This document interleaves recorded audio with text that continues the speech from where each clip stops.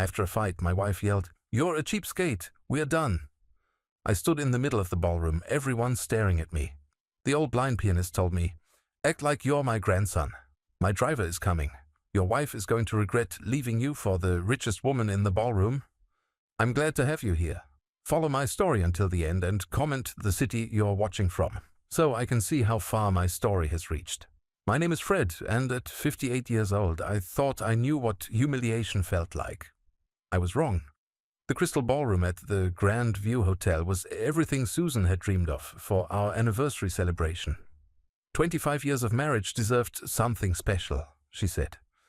The chandeliers cast warm light over tables draped in ivory silk, and the polished marble floor reflected the elegant crowd mingling beneath ornate ceiling moldings. Everyone looked like they belonged there except me. I stood near the bar, tugging at my rented tuxedo jacket that felt too tight across my shoulders. The fabric was stiff and unfamiliar, nothing like the comfortable flannel shirts I wore to my job at the hardware store. Susan had insisted I rent something appropriate for the occasion, though she'd made it clear my budget constraints meant we couldn't afford to buy. "Another ginger ale, sir?" The bartender's voice was polite but distant. I nodded, watching as he poured the golden liquid into a crystal glass that probably cost more than I made in a day. Around me, conversations flowed about vacation homes in the Hamptons, investment portfolios, and business deals worth millions. I felt like an imposter at my own anniversary dinner. Susan appeared at my elbow, her red dress hugging curves that still took my breath away after all these years. But her expression was tight with barely contained frustration. "Fred, you've been standing here for 20 minutes, she hissed, her voice low enough that nearby guests couldn't hear. "Mrs. Whitmore wants to meet you, and you're hiding behind the bar like some kind of wallflower." Eleanor Whitmore. I'd heard that name whispered reverently throughout the evening. The woman who owned half the commercial real estate in town, whose charity galas made the society pages, whose opinion could make or break social standing. Susan had been trying to get an introduction all evening. "I'm not hiding," I said quietly. "I just don't have much to say to these people." Susan's perfectly applied lipstick couldn't hide the thin line her mouth had become. "That's exactly the problem, Fred. You never try. You just stand there in your discount clothes with your cheap drinks, acting like you're too good for everyone else." The words stung because there was truth in them. I did feel out of place here, surrounded by wealth I couldn't comprehend, let alone compete with. But I wasn't acting superior. I was trying to be invisible. "Susan, please. Can we just enjoy our dinner? You look beautiful tonight, and I thought this was supposed to be about us." She let out a sharp laugh that made several heads turn in our direction. "About us." Fred, look around. This is about being somebody, about making connections, about not being embarrassed to introduce my husband to people who matter. The conversation at nearby tables had quieted, and I could feel eyes on us. My face burned with the familiar heat of embarrassment, the same feeling I'd carried since childhood when other kids had nicer clothes and bigger lunches than I did. "I work hard," I said, my voice barely audible. "I've provided for you for 25 years. Maybe I'm not rich, but I've never let you down." "Provided." Susan's voice rose another notch. "Fred, we live in a 2-bedroom ranch house that we're still paying off. I drive a car that's 8 years old, and you think taking me to Olive Garden twice a month is fine dining. Meanwhile, Eleanor Whitmore just told me about her winter home in Aspen, and I had to pretend we had vacation plans more exciting than camping in state parks." Each word landed like a physical blow. I'd been proud of our little house, proud that we'd never missed a mortgage payment despite my modest income. I thought the camping trips were romantic, a chance to reconnect away from the pressures of daily life. Apparently, I'd been wrong about a lot of things. "What do you want me to do, Susan? I can't change what I am. I'm not a businessman or an investor. I fix things. I help people with their repairs and their problems, and I'm good at what I do." "Good at what you do?" Her voice cracked like a whip. "Fred, you're a clerk at a hardware store. You've been a clerk for 15 years. You have no ambition, no drive to be anything more than ordinary." The ballroom had gone silent around us. Even the string quartet seemed to pause between songs. I could see Eleanor Whitmore watching us from her table, her silver hair perfectly styled, her diamond earrings catching the light as she leaned forward to hear better. "Susan, please." Not here. But something had broken loose in my wife. 25 years of resentment pouring out like water from a burst dam. Not here? When, Fred? When is the right time to talk about how you've never wanted anything more than mediocrity? When is the right time to discuss how embarrassed I am to tell people what my husband does for a living? Tears welled in my eyes and I hated myself for it. Real men weren't supposed to cry, especially not in front of a room full of strangers who already looked down on them. I love you, I whispered, as if those 3 words could somehow repair what was breaking between us. Susan stared at me for a long moment, and I saw something die in her eyes. When she spoke again, her voice was cold and final. You're a cheapskate, Fred. You've always been a cheapskate, and you always will be. I can't do this anymore. We're done. She turned and walked away, her heels clicking against the marble floor like a countdown to my destruction. I watched her approach Eleanor Whitmore's table, watched the elegant older woman stand and embrace my wife like she was welcoming her into some exclusive club I'd never be invited to join. I stood there in the middle of the ballroom, surrounded by whispers and barely concealed stares. Some faces showed pity, others amusement, but most just looked uncomfortable, as if my public humiliation was a social disease they might catch. My hands shook as I set down my ginger ale on a nearby table. The crystal made a small ringing sound against the marble top, absurdly delicate in the heavy silence that surrounded me. Then I heard it. The gentle sound of piano keys, a soft melody that seemed to acknowledge my pain without judgment. I turned toward the corner of the ballroom where an old man sat at a baby grand piano, his fingers moving across the keys with practiced grace. He was thin and frail-looking, probably in his 80s, with silver hair and dark glasses that suggested he was blind. As I watched, he turned his head slightly in my direction, as if he could sense my presence despite his blindness. Then he did something that surprised me. He smiled. It wasn't a pitying smile or a mocking one. It was knowing, almost conspiratorial, as if we shared some secret that nobody else in the room understood. The pianist's fingers never stopped moving, but his voice carried across the ballroom's acoustics with surprising clarity. "Young man," he said, though his tone suggested he knew I wasn't that young anymore, "would you mind helping an old musician with something?" I walked toward the piano, grateful for any excuse to escape the staring eyes and whispered conversations that followed my public humiliation. The old pianist's fingers continued their gentle melody, something classical that I couldn't name but that seemed to settle the knots in my stomach. "Yes, sir," I said, stopping beside the gleaming black piano. "What can I help you with?" The old man's smile widened and he gestured to the empty space beside the piano bench. "Please sit with me for a moment. My name is Harold Pemberton and I've been playing piano in this ballroom for more years than I care to count." I glanced back toward Susan, who was now seated at Eleanor Whitmore's table, animated in conversation with a group of well-dressed women who hung on her every word. She hadn't looked in my direction once since walking away. "Fred Morrison," I said, settling onto the edge of the bench beside Harold. "I appreciate the distraction, but I should probably leave soon." Harold's fingers transitioned into a different melody, something softer and more melancholy. "Should you? Or are you simply running away from something that might change your life forever?" The words sent a chill down my spine. There was something in Harold's tone that suggested he knew more about my situation than a stranger should. "I'm sorry, but how could you possibly know anything about my life? We've never met before tonight." Harold chuckled, a sound like dry leaves rustling. "Oh, but we have met, Fred. Not directly, perhaps, but our paths have crossed in ways you couldn't possibly imagine." I studied his profile, the sharp nose and high cheekbones, the way his silver hair was perfectly combed despite his obvious age. His dark glasses reflected the ballroom's chandeliers, making it impossible to see his eyes, but I had the unsettling feeling that he could see me perfectly well. "I'm afraid I don't understand. Tell me, Fred, do you remember your father speaking about his time in Korea? Specifically about a fellow soldier named Tommy Pemberton?" My breath caught in my throat. My father had died when I was 17, but I remembered his war stories. Tommy Pemberton had been his best friend in the service, the man who'd saved Dad's life during an ambush near Seoul. Dad had talked about Tommy with a mixture of love and sadness, mentioning how they'd lost touch after the war, despite promises to stay in contact. "Tommy Pemberton was my nephew." Harold said quietly, his fingers never missing a note. He wrote to me about your father many times. Robert Morrison, Bobby to his friends.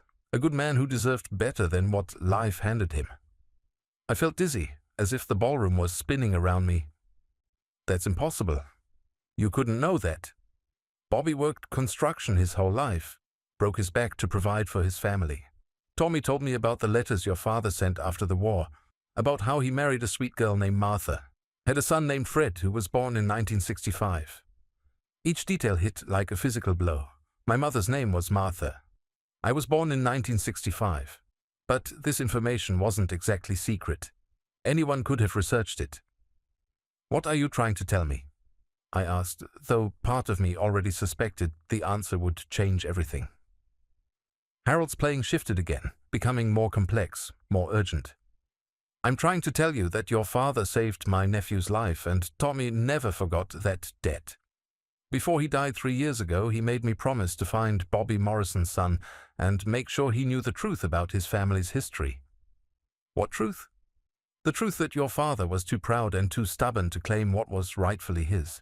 The truth that you've been living like a poor man when you're anything but poor. My heart hammered against my ribs. Around us the ballroom continued its elegant dance, but I felt like I was trapped in some surreal nightmare where nothing made sense. I don't understand what you're saying.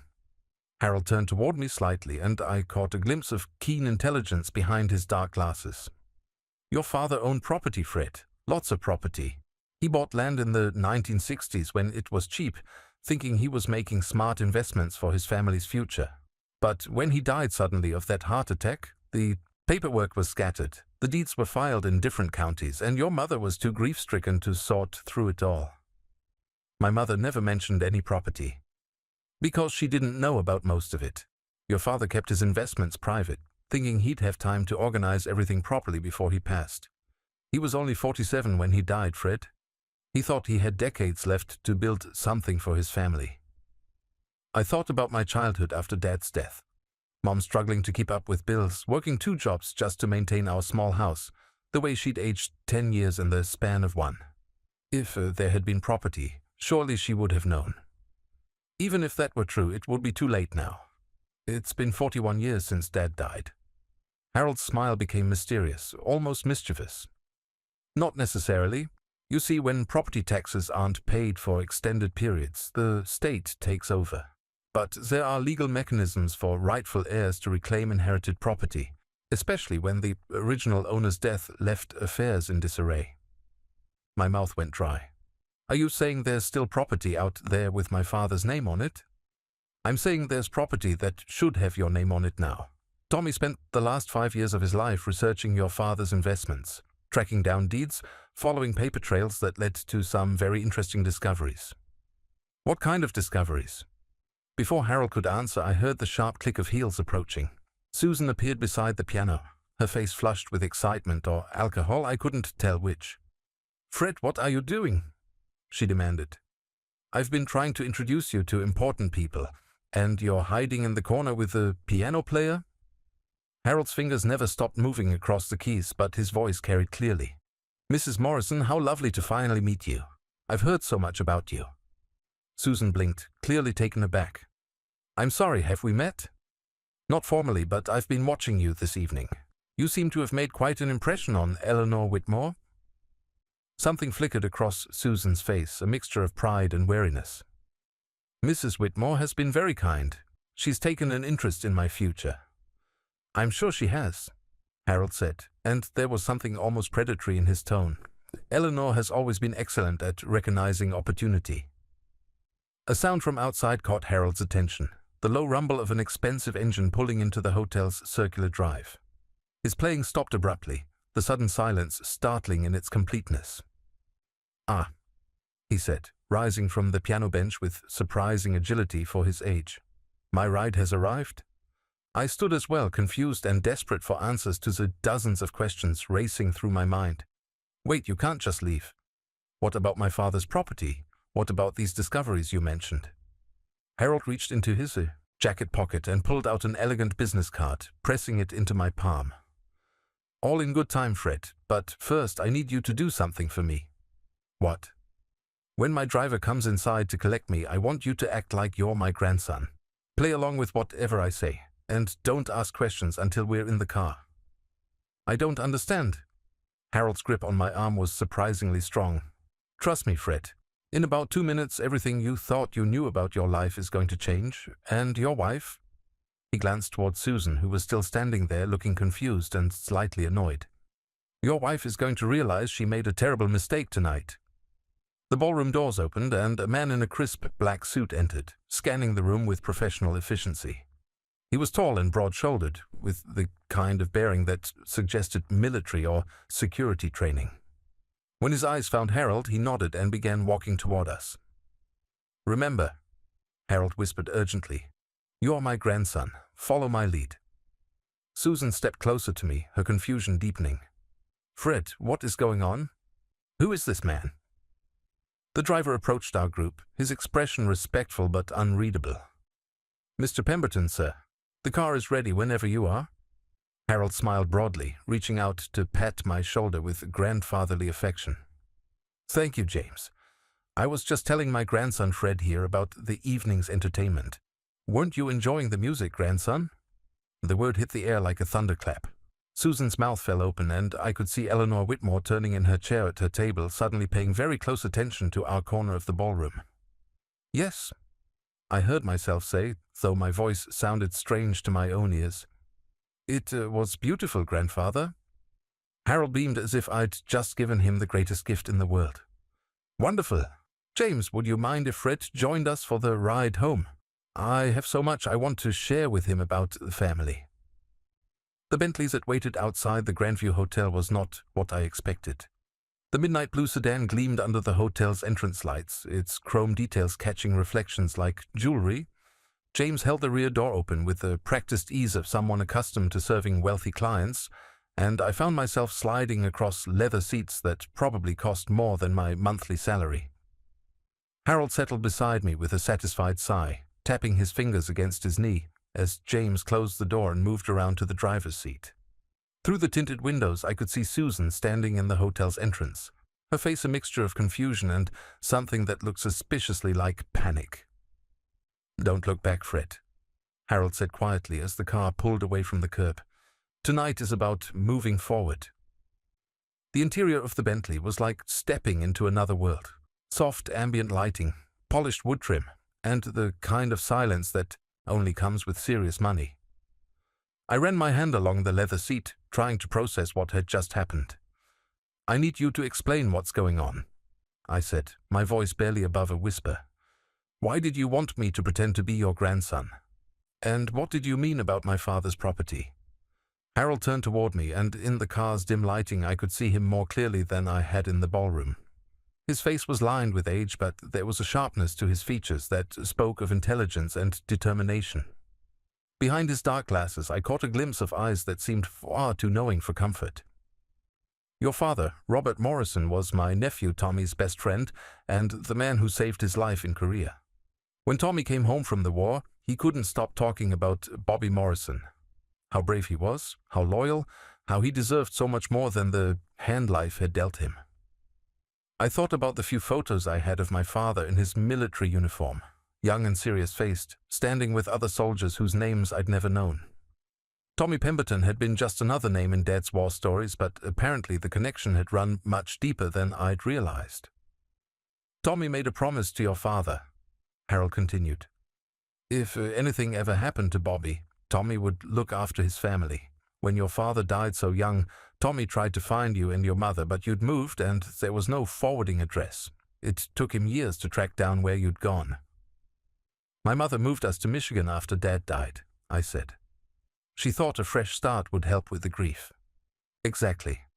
And by the time Tommy found you, you were 18 and had already enlisted in the army yourself. Tommy decided to wait, to let you live your own life. But he never stopped watching from a distance. He never stopped researching what your father had left behind." The car glided through the city streets, past neighborhoods I recognized and others that were clearly beyond my social circle. Massive houses with circular drives and manicured lawns, the kind of wealth I'd only seen in magazines. "You mentioned property," I said. "What kind of property?" Harold reached into his jacket and pulled out a manila folder, thick with documents. Your father was smarter than anyone gave him credit for, Fred. While other men his age were spending their paychecks on beer and cars, Bobby was buying land, small parcels, mostly rural, in counties where property was cheap and no one thought it would ever be worth anything. He opened the folder, and even in the car's dim light, I could see photocopied deeds, survey maps, and official-looking documents with my father's signature scrawled across the bottom. 1962 through 1968, Harold said, pointing to dates on various papers. Your father bought 11 separate parcels of land across 3 counties. He paid between $500 and $2,000 per parcel, depending on the size and location. That doesn't sound like much money. Harold's smile was enigmatic. It wasn't much money then, Fred. But land has a funny way of appreciating in value, especially when suburban sprawl starts reaching into rural areas. My heart began to race as the implications sank in. Are you saying this land is worth more now? I'm saying that 3 of your father's parcels are now located in what became the Millbrook Shopping Center. 2 others are part of the Riverside Industrial Park. And the remaining 6 parcels sit directly in the path of the new interstate bypass that's scheduled to break ground next year. The folder trembled in my hands as I stared at the documents. Shopping centers, industrial parks, interstate highways. These were the kinds of developments that turned worthless farmland into gold mines. How much? I whispered. Conservatively, based on recent comparable sales and development projections, we're looking at somewhere between $8 and $12 million. The number hit me like a physical blow. $8 to $12 million. I thought about my 2-bedroom ranch house with its mortgage that still had 15 years left on it.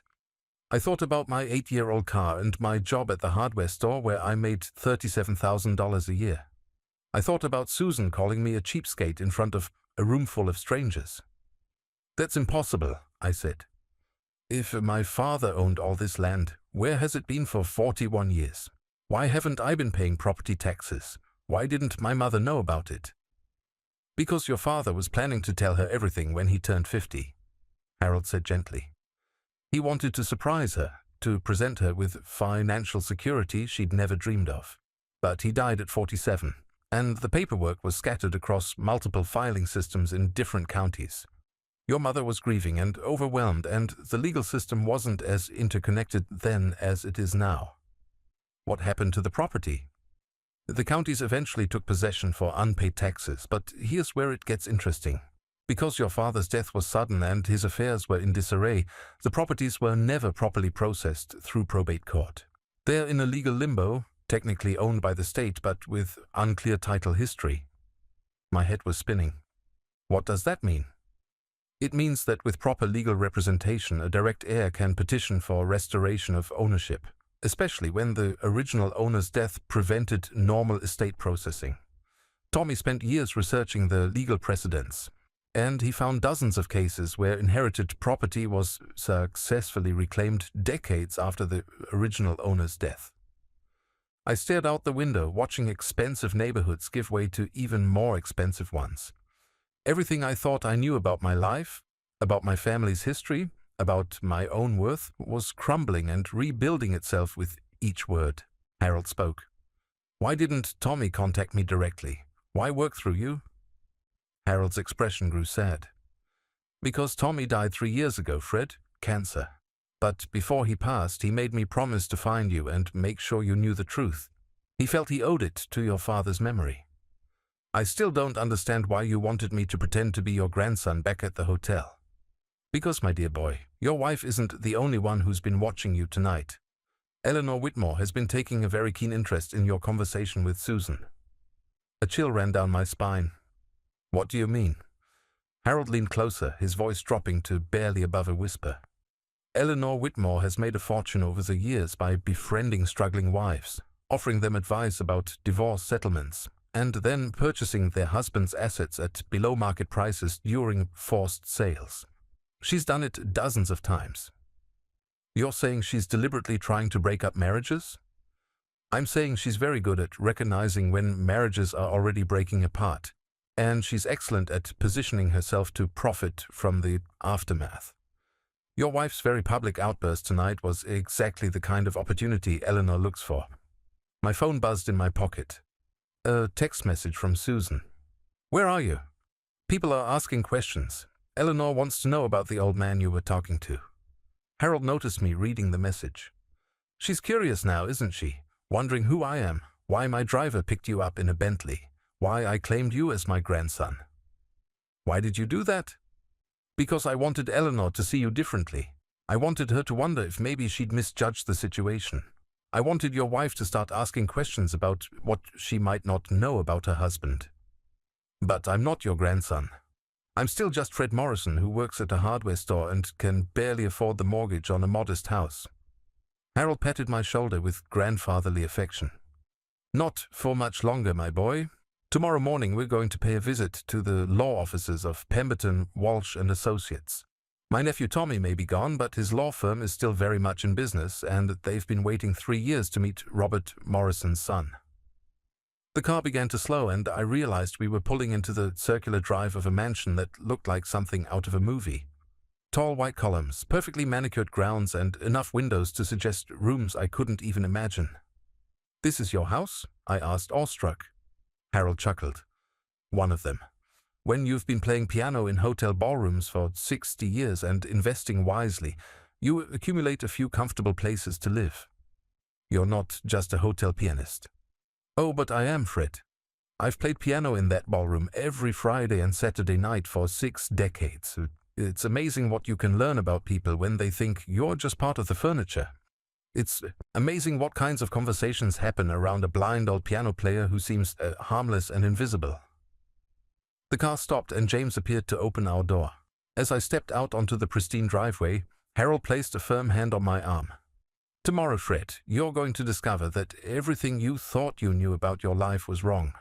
But tonight I want you to call your wife and tell her you'll be staying with your grandfather Harold for the evening. She'll never believe that story. Harold's smile was perfectly wicked. Trust me, my boy. After tonight, your wife is going to believe whatever explanation makes her feel less foolish for walking away from a multi-millionaire. I woke up in a bedroom larger than my entire living room at home, surrounded by mahogany furniture that probably cost more than my annual salary. The morning light filtered through silk curtains, casting everything in a golden glow that made the previous evening feel like some impossible dream. But the manila folder on the bedside table proved it had all been real. 11 property deeds with my father's name, survey maps showing parcels of land worth millions, and legal documents that could change my life forever. A soft knock at the door interrupted my thoughts. Mr. Morrison? It was James, Harold's driver, though this morning he was dressed more casually in a polo shirt and slacks. Mr. Pemberton asked me to let you know breakfast is ready and your attorney will be here at 10 o'clock. My attorney? The words sent a thrill of disbelief through me. 24 hours ago I couldn't have afforded to consult a lawyer about a parking ticket. I dressed in the same clothes from the night before and made my way downstairs, following the sound of classical music and the aroma of coffee. Harold's house was even more impressive in daylight, with oil paintings lining the hallways and enough antique furniture to stock a museum. I found Harold in a sun-drenched breakfast room, reading a newspaper while nibbling on what looked like eggs Benedict prepared by a professional chef. "Ah, Fred," he said, looking up with a warm smile. "I trust you slept well. Maria prepared breakfast, and I took the liberty of having James retrieve some fresh clothes for you from Nordstrom. They're hanging in your room. You bought me clothes? Consider it an investment in your future image," Harold said with a wink.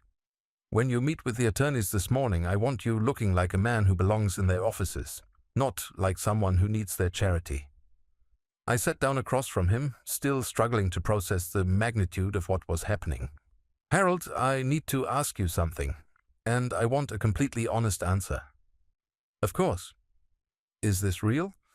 The property, the money, the possibility that I'm actually wealthy, or is this some elaborate joke?" Harold set down his newspaper and removed his dark glasses, revealing sharp blue eyes that seemed far too perceptive for someone who claimed to be blind. "You can see," I said, startled. "Legally blind, not completely blind," he corrected.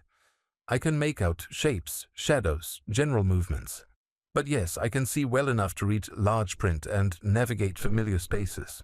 The dark glasses are partly practical and partly theatrical. People tend to speak more freely around someone they perceive as harmless. That still doesn't answer my question about whether this is real. Harold reached across the table and picked up the manila folder, opening it to a specific page. This is a certified copy of a deed filed in Riverside County on September 15, 1964. Your father purchased 47 acres of farmland for $800. That same property now sits underneath the Riverside Industrial Park, where monthly lease payments total approximately $73,000. He flipped to another page. This is a property assessment from Montgomery County showing 18 acres purchased by Robert Morrison in 1966 for $1,200. The county is currently negotiating with developers who want to build a shopping complex on that land. Conservative estimates place its current value at $2.8 million. Document after document, each one more staggering than the last. My father hadn't just bought random patches of land. He'd somehow managed to identify areas that would become incredibly valuable decades later. How did he know? I whispered. Your father was a construction worker, Fred. He knew which areas were slated for future development because he worked on the projects that would eventually connect rural areas to expanding suburbs. He understood infrastructure in ways that most investors didn't. My phone buzzed with a text message. Susan. Fred, where are you? I'm worried. Please call me. Harold noticed me reading the message. She's starting to wonder if she made a mistake last night. What am I supposed to tell her? Nothing for now. Let her wonder, let her ask questions, let her realize that maybe she doesn't know her husband as well as she thought she did. At exactly 10 o'clock, the doorbell rang and James escorted two men in expensive suits into Harold's study. The first was tall and silver-haired with the kind of confidence that comes from winning high-stakes legal battles. The second was younger but equally well-dressed, carrying a briefcase that looked like it could hold state secrets. Fred Morrison, Harold said, rising from behind an enormous mahogany desk. I'd like you to meet Jonathan Walsh and David Pemberton. They've been handling your family's legal affairs for the past 3 years. David Pemberton extended his hand with a warm smile. Mr. Morrison, it's an honor to finally meet you. My father, Tommy Pemberton, spoke of you and your father often. I'm sorry we couldn't connect under happier circumstances. Tommy's son, I said, shaking his hand. I'm sorry for your loss. Thank you. Dad would be thrilled to know we finally tracked you down. Jonathan Walsh opened his briefcase and spread documents across Harold's desk. Mr. Morrison, I'm going to be direct with you because time is somewhat of the essence here. Your father owned significant property that has been in legal limbo for over 40 years. Under normal circumstances, reclaiming inherited property after such a long period would be nearly impossible. My heart sank. But your case has several unique factors that work in your favor. First, your father's death was sudden and prevented normal probate proceedings. Second, the properties were scattered across multiple counties with poor communication between filing systems. Third, and most importantly, recent changes in state law regarding abandoned property have created new opportunities for legitimate heirs to reclaim assets. David spread out a map showing the various properties highlighted in different colors. We've spent 3 years researching not just the legal aspects, but also the current status and value of each parcel. 5 of the properties are currently generating income through commercial leases. 3 are undeveloped, but located in high-growth areas. And 3 are positioned to become extremely valuable when the new interstate construction begins next year. What's the total value? Jonathan and David exchanged glances. Conservative estimate, assuming current market conditions and planned development projects, we are looking at approximately $11.7 million. The number hit me like lightning. $11.7 million. I thought about my conversation with Susan the night before. Her humiliation about our modest lifestyle, her embarrassment at not having vacation homes or luxury cars. What do I need to do to claim this property? We file a series of petitions with the appropriate courts, Jonathan explained.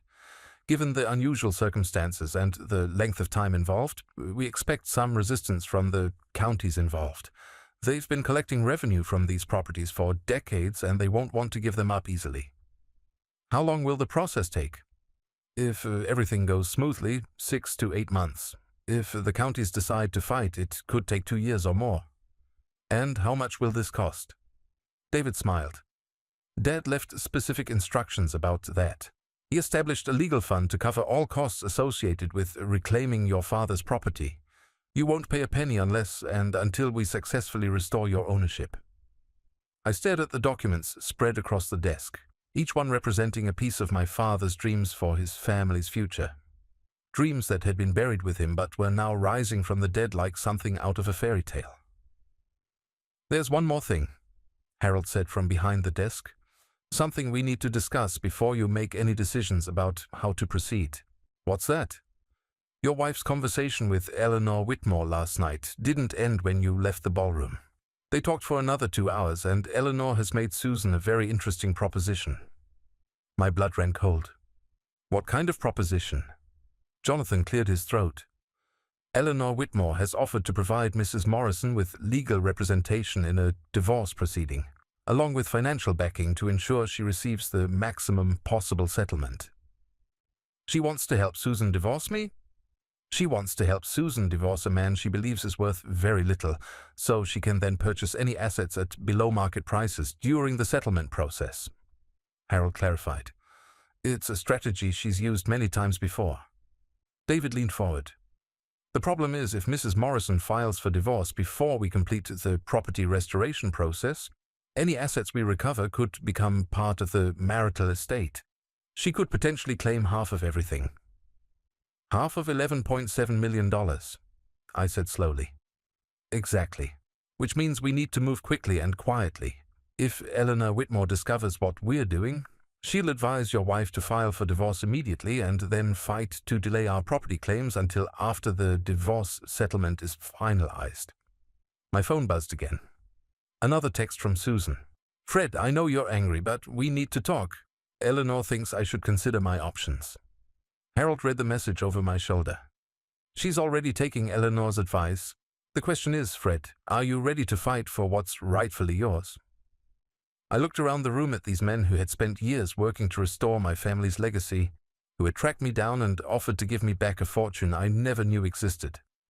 I thought about my father, working construction jobs and buying land with the hope of creating a better life for his family. What do I need to sign? The documents were signed, the legal machinery was in motion, and I was officially the plaintiff in 11 separate property restoration cases that could make me a multimillionaire. But as I sat in Harold's study, surrounded by evidence of my father's hidden legacy, all I could think about was the woman I'd been married to for 25 years.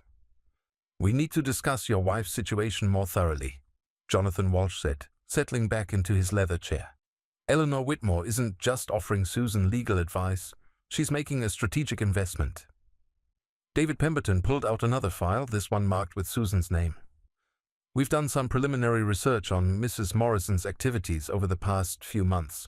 The pattern suggests this divorce isn't as spontaneous as it appeared last night. My stomach lurched. What do you mean? Your wife has been meeting with Eleanor Whitmore for approximately 6 weeks, David said, opening the file to reveal photographs, restaurant receipts, and what looked like phone records. They've had lunch together 8 times, and Mrs. Morrison has visited Eleanor's office on 3 separate occasions. How do you know all this? Harold leaned forward from behind his desk. When you've spent 60 years observing wealthy people in social settings, you develop certain resources. Eleanor Whitmore's activities are of interest to many people in this city, and not all of them are friendly toward her business practices. Jonathan spread out copies of what appeared to be legal documents.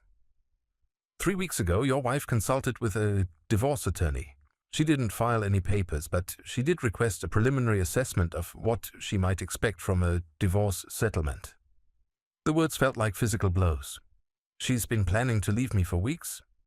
It appears so, and Eleanor Whitmore has been coaching her through the process, likely in exchange for first rights to purchase any assets that come up for sale during the divorce proceedings. I thought back over the past few weeks, searching for signs I might have missed. Susan had been distant, distracted, spending more time on her phone than usual. I'd attributed it to stress from planning our anniversary dinner, but apparently she'd been planning something entirely different. There's more, David said gently. Your wife has also been researching your employment history, your financial records, and your family background. She's been building a case for why she deserves a larger settlement based on the sacrifices she claims to have made during your marriage. What kind of sacrifices? Harold pulled out a stack of what looked like printed emails. According to these communications between Susan and Eleanor, your wife believes she's entitled to compensation for 25 years of supporting a husband with no ambition, no drive to succeed, and no prospects for financial improvement. Each word was like a knife twisting in my chest. I'd spent our entire marriage believing that Susan loved me despite my modest circumstances, that she valued our simple life together, that she was content with what we'd built as a team. She's been documenting everything, Jonathan continued. Your salary history, your spending habits, even photographs of your house and car to demonstrate what she calls the lifestyle limitations imposed by your husband's lack of professional growth.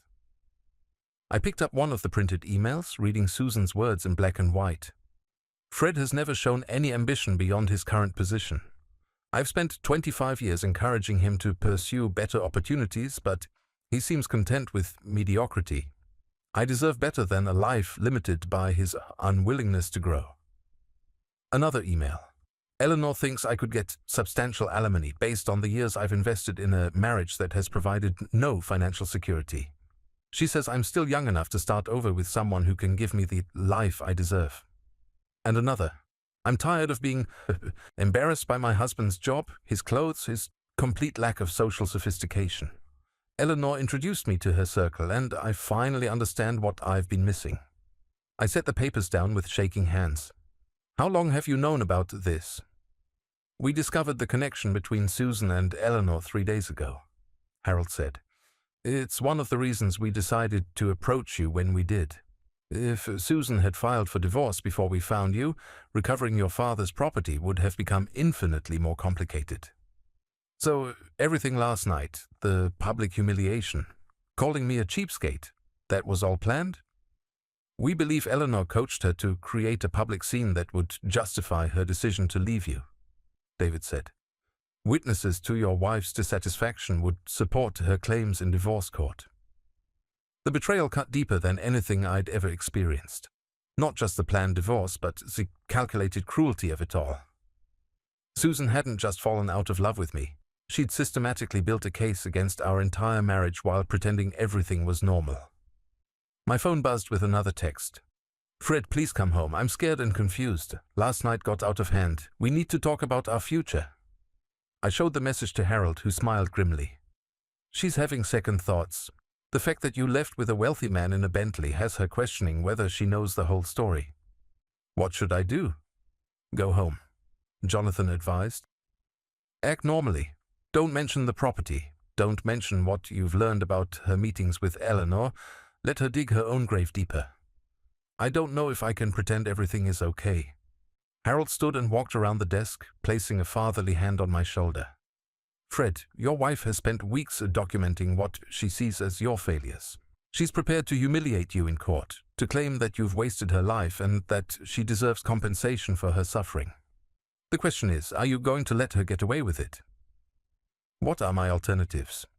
David pulled out a fresh set of documents. We could file a countersuit alleging fraud and emotional distress. If we can prove she entered into a conspiracy with Eleanor Whitmore to manipulate the divorce proceedings for financial gain, we could potentially recover damages.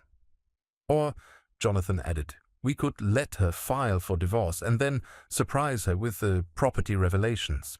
She'd be entitled to half of whatever we recover, but she'd also be tied to a legal process that could take years to resolve.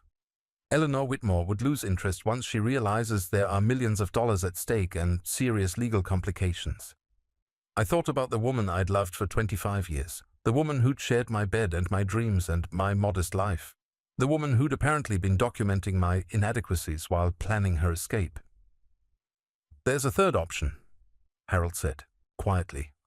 We could give Susan exactly what she thinks she wants. I don't understand. Your wife believes you're worth very little. She's preparing to divorce a man she sees as a failure, someone who will never amount to anything significant. Eleanor Whitmore is interested in Susan because she thinks you're easy prey. Harold walked to his window, looking out at the manicured grounds of his estate. What if we let them proceed with their plans? What if we let Susan file for divorce, split your current assets according to her expectations, and then proceed with the property recovery after the divorce is finalized? She'd get half the house and half my savings account, which isn't much, I said slowly. Exactly. A few $1,000s in savings, half the equity in a modest house, maybe some alimony based on your current salary. Eleanor would purchase any assets at below-market prices. Susan would walk away with what she considers adequate compensation for her suffering, and then I'd be free to claim my father's property without having to share it with someone who betrayed me. Jonathan nodded approvingly. It's risky because divorce proceedings can be unpredictable, but if we time everything correctly, your wife could end up with a settlement based on assets worth maybe $50,000 instead of half of $11.7 million. But I'd have to let her divorce me. I'd have to let her think she's winning. Fred, Harold said, turning back from the window, your wife stopped being your partner the moment she started documenting your failures for Eleanor Whitmore. She stopped being your ally when she began planning your humiliation in divorce court. The question isn't whether you should let her divorce you. The question is whether you want justice or just revenge. I stood up and walked to the window beside Harold, looking out at a world that had changed completely in the space of 24 hours. Somewhere out there, Susan was waiting for me to come home so she could continue her performance as a confused and wounded wife. Somewhere out there, Eleanor Whitmore was planning how to profit from my destruction. What's the difference between justice and revenge? I asked. Harold smiled, and for the first time since I'd met him, the expression was genuinely warm instead of calculated. Justice is getting what you deserve. Revenge is making sure they get what they deserve. I pulled out my phone and typed a response to Susan. I'll be home soon. We definitely need to talk about our future. As I hit send, I realized that my wife had no idea how right she was. We definitely needed to talk about our future, just not in the way she expected. Gentlemen, I said, turning back to the lawyers, let's discuss timing. 6 months later, I stood in the law offices of Pemberton, Walsh and Associates, holding the final court order that officially restored ownership of all 11 properties to the Morrison estate. The legal battles had been intense, with 3 different counties fighting the restoration, but Jonathan and David had prevailed in every case. The divorce had been finalized 2 weeks earlier. Susan received exactly what she'd expected. $22,000 from our savings account, half the equity in our modest house, and monthly alimony payments based on my hardware store salary. Eleanor Whitmore had purchased the house at below market value, just as Harold had predicted, and Susan had walked away feeling vindicated and financially secure. She had no idea that the man she divorced for being a failure was now worth $12.3 million. The Riverside Industrial Park lease payments alone will generate approximately $78,000 monthly, David said, reviewing the final paperwork. The Montgomery County properties are scheduled for development starting next spring, which should increase their value substantially. And the interstate project has been approved, which means the remaining parcels will likely triple in value over the next 5 years. I nodded, but the numbers still felt surreal. A year ago, I'd been counting pennies to afford a dinner at Olive Garden. Now I was earning more in a month than I'd previously made in 2 years. What about the tax implications? I asked. Jonathan smiled. The property restoration is treated as an inheritance rather than income. So there's no immediate tax liability. Once we start selling parcels or collecting lease payments, we'll structure everything through a family trust to minimize your tax burden. My phone buzzed with a text message. I glanced at it and couldn't help but smile. Good news? Harold asked from across the conference table. Susan just sent me a photo of her new apartment. She's very excited about her independence and her fresh start. Harold chuckled. I imagine she is. Eleanor Whitmore's circle must be very impressed with her successful divorce settlement. The irony was perfect. Susan believed she'd escaped a life of limitation and mediocrity. She told anyone who would listen about how she'd finally found the courage to leave her unmotivated husband and claim the life she deserved. Eleanor had introduced her to other divorced women who'd successfully upgraded their circumstances, and Susan felt like she joined an exclusive club. "Have you decided what you want to do with the Morrison Trust?" David asked. "I'd established the trust not just for tax purposes, but because I wanted my father's legacy to mean something beyond just accumulating wealth. I want to create a scholarship fund for children of construction workers and tradespeople, kids whose parents work with their hands but dream of giving their children opportunities for higher education." "That's a beautiful tribute to your father," Harold said. "And I want to endow a music program for underprivileged kids. Piano lessons, specifically." Harold's eyes brightened, behind his dark glasses. "Any particular reason for piano lessons?" "Because I met a piano player who taught me that sometimes the most important people in your life are the ones you least expect to matter."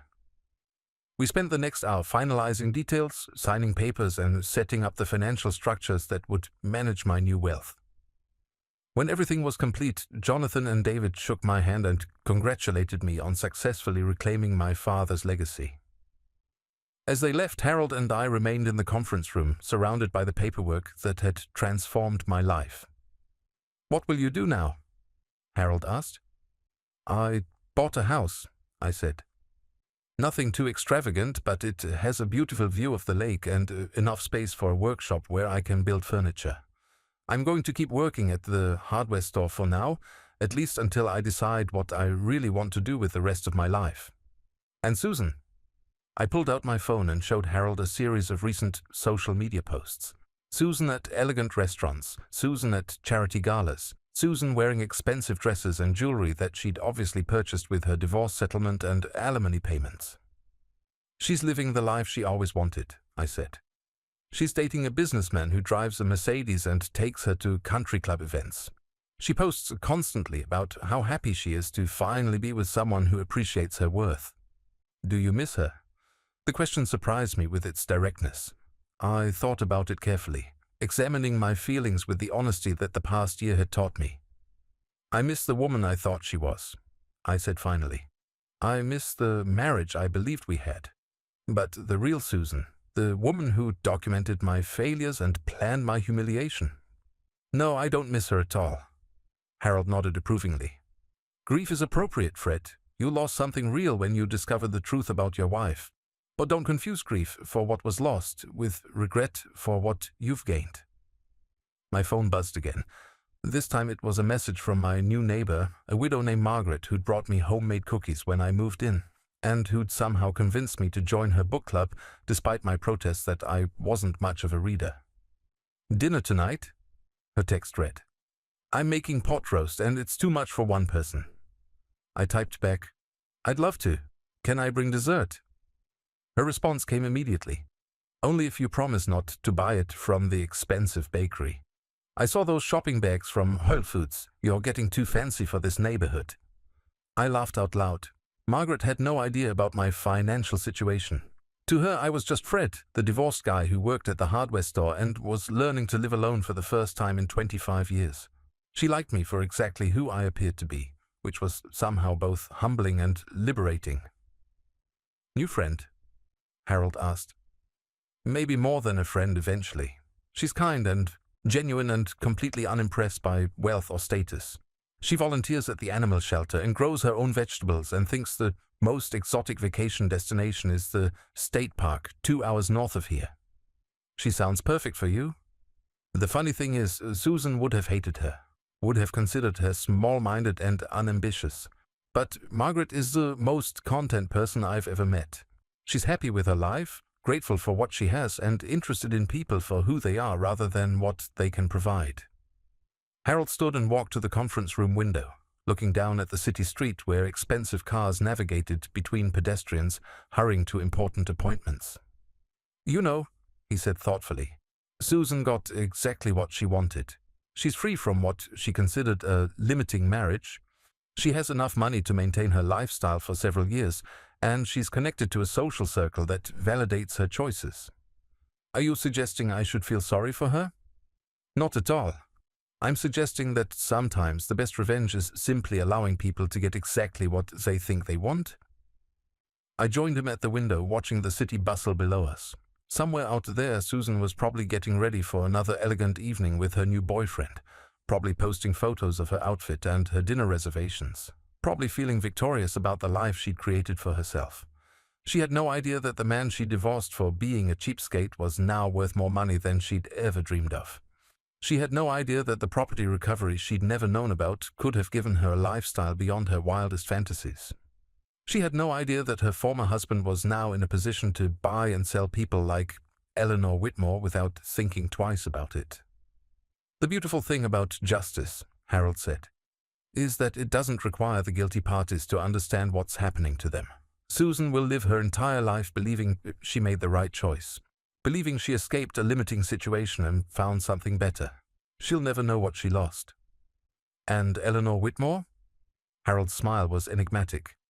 Eleanor made her profit from your house sale, but she's also now tied to a woman whose financial security is entirely dependent on alimony payments from a hardware store clerk. Susan isn't the wealthy conquest Eleanor thought she was acquiring. She's just another divorced woman with limited assets and expensive tastes. I thought about the last time I'd seen Eleanor, at a restaurant downtown where I'd taken Margaret for her birthday. Eleanor had been dining with Susan and another couple, and Susan had spotted me across the restaurant.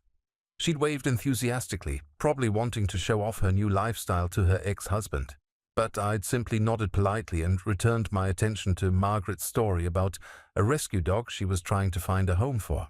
Eleanor had studied me for a long moment, clearly trying to reconcile my presence at an upscale restaurant with her assessment of my financial situation. But since I was dressed in simple khakis and a button-down shirt, driving my modest car and dining with a woman who wore a sweater she'd obviously knitted herself, Eleanor had apparently concluded that I was simply stretching my budget for a special occasion. "I have one more surprise for you," Harold said, pulling an envelope from his jacket pocket. "Consider it a housewarming gift." I opened the envelope to find a deed to a small piece of property about an hour north of the city. According to the paperwork, it was 17 acres of wooded land with a small cabin and a pond. "Harold, I can't accept this." "It's not valuable in terms of development potential," he said. "Just a quiet place where a man can think, where he can remember his father without distractions, where he can decide what kind of legacy he wants to leave for the next generation." I stared at the deed, overwhelmed by the generosity of this man who'd become so much more than the stranger who'd rescued me from my humiliation. "Thank you," I said. "For everything. Not just the property, but for giving me back my father's dreams. For teaching me the difference between justice and revenge. For showing me that sometimes losing everything is the only way to discover what you're really worth." Harold clapped me on the shoulder with genuine affection. "Your father would be proud of you, Fred. You took everything that life threw at you, and you turned it into something beautiful." As we left the law office together, I felt a peace I'd never experienced before. I had more money than I'd ever dreamed of, but more importantly, I had something Susan had never been able to take away from me. Self-respect. My phone buzzed one more time. Margaret again. "Change of plans. My granddaughter just called, and she's bringing her new boyfriend to dinner. Hope you don't mind a full house. Fair warning, she'll probably interrogate you about your intentions with her grandmother." I typed back, "Looking forward to it. I'll bring enough dessert for everyone." As I walked to my car, I realized that Margaret's granddaughter's boyfriend would be meeting the real Fred Morrison tonight. Not the failure Susan had described to her divorce attorney, not the cheapskate she'd humiliated in a ballroom, not the limited man who'd held her back from the life she deserved. He'd be meeting a man who'd learned to value himself, who'd discovered that true wealth had nothing to do with bank accounts and everything to do with dignity, kindness, and the courage to build a life based on authenticity rather than pretense. And that man, I realized, was worth far more than $12.3 million.